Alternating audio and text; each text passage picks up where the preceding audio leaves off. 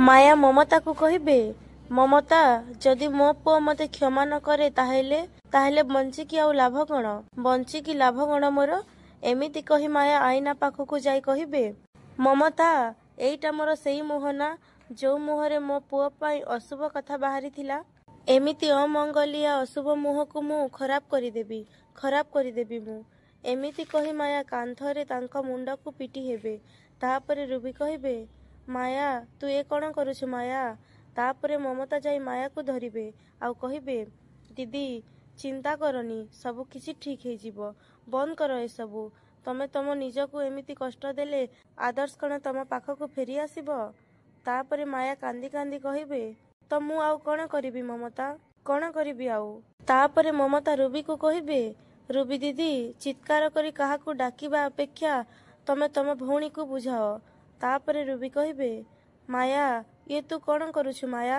ତାପରେ ମାୟା ମମତାକୁ କହିବେ, ମମତା, ମୁଁ ଏବେ କ'ଣ କରିବି? ଆଦର୍ଶ ମୋ ନମ୍ବର ବ୍ଲକ୍ କରିଦେଇଛି। ସେ ମୋ ସାଙ୍ଗରେ କେବେ ବି କଥା ହବନି, କେବେ ବି ନୁହେଁ। ତାପରେ ମମତା କହିବେ, ସେ କଥା ନୁହଁ, ତା ପାଇଁ ତମେ ଏଠି ଯେତେ କଷ୍ଟରେ ଅଛ, ତମ କଥା ଶୁଣି ତାକୁ ବି ସେତିକି କଷ୍ଟ ହଉଛି। ତମ ଉପରେ ସେ ରାଗିଛି ଦିଦି, ସେ ରାଗ ନୁହେଁ, ସେଇଟା ଅଭିମାନ। ଦିଦି, ତମେ ତାକୁ କିଛି ସମୟ ଦିଅ। ତମେ ଦେଖିବ, ତା ମନ ବୁଝିଗଲେ ସେ ଆପେ ଆପେ ତମ ପାଖକୁ ଫେରି ଆସିବ। ସେ ବି ତମ ପାଇଁ ଛଟପଟ ହଉଛି ଦିଦି। ତାପରେ ମାୟା କହିବେ, ନାଇଁ ଦିଦି, ତମେ ଯେତେ କହିଲେ ବି ମୋ ମନ ବୁଝୁନି। ଆଦର୍ଶ ପାଇଁ ମତେ ବହୁତ ଚିନ୍ତା ହଉଛି। ତମେ ଗୋଟେ କାମ କର ନା ମମତା, ପ୍ଲିଜ୍ ଆଦର୍ଶକୁ ଫୋନ କର, ଏବେ ଫୋନ କର ପ୍ଲିଜ୍। ତାପରେ ରୁବି କହିବେ, ମାୟା, ତୁ ଆଦର୍ଶ ପାଇଁ ଅଯଥା ବ୍ୟସ୍ତ ହଉଛୁ। ତୋ ପାଇଁ ତା ମନରେ ଟିକେ ହେଲେ ବି ଚିନ୍ତା ନାହିଁ। ତୁ ତାକୁ କଲ୍ କରନି ବା, ସେ ଯୁଆଡ଼େ ଗଲେ ବି ବୁଲି ବୁଲି ତୋରି ଗୋଡ଼ ତଳକୁ ଆସିବ। ତାପରେ ମାୟା ରାଗରେ ରୁବିକୁ କହିବେ, ତୁ ଚୁପ୍ ହେଇଯା ରୁବି ଦିଦି, ଚୁପ୍ ହେଇଯା। ଆଦର୍ଶର ଜାଗା ମୋ ଗୋଡ଼ ତଳେ ନୁହେଁ, ମୋ ଛାତି ଭିତରେ। ଏମିତି କହି ମାୟା ମମତାକୁ କହିବେ, ମମତା ପ୍ଲିଜ୍ ଟିକେ ଆଦର୍ଶକୁ ଫୋନ କର ନା, ତା ସ୍ୱର ଶୁଣିବା ପାଇଁ ମୁଁ ଛଟପଟ ହେଇଗଲିଣି। ଥରୁଟିଏ ଫୋନ କର, ଜଲ୍ଦି ମୋତେ ତା ସାଙ୍ଗରେ କଥା କରେଇ ଦିଅ, ନହେଲେ ସତ କହୁଛି ମମତା, ମୁଁ ମରିଯିବି। ତାପରେ ମମତା କହିବେ, ଠିକ୍ ଅଛି ଦିଦି, ମୁଁ ତାକୁ ଫୋନ କରୁଛି।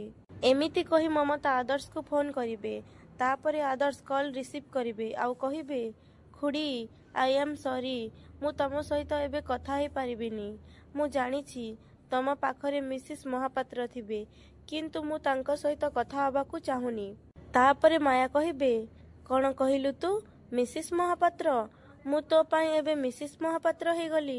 କ'ଣ ଗୋଟେ ମାର ତା ପୁଅ ଉପରେ ରାଗିବାର କୌଣସି ଅଧିକାର ନାହିଁ? ତୁ ମୋତେ କ୍ଷମା କରିଦେ ଆଦର୍ଶ, ମୋ ଦ୍ୱାରା ବହୁତ ବଡ଼ ଭୁଲ ହେଇଯାଇଛି।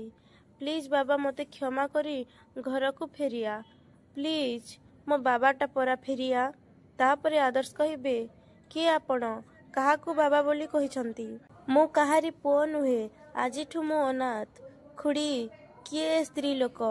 କାହିଁକି ସେ ମୋ ସହିତ କଥା ହେବା ପାଇଁ ଚାହୁଁଛନ୍ତି? ଖୁଡ଼ି, ତାଙ୍କୁ କହିଦିଅ, ମୁଁ ତାଙ୍କ ପୁଅ ନୁହେଁ କି ତାଙ୍କ ରକ୍ତର ନୁହେଁ, କେହି ନୁହେଁ ମୁଁ ତାଙ୍କର।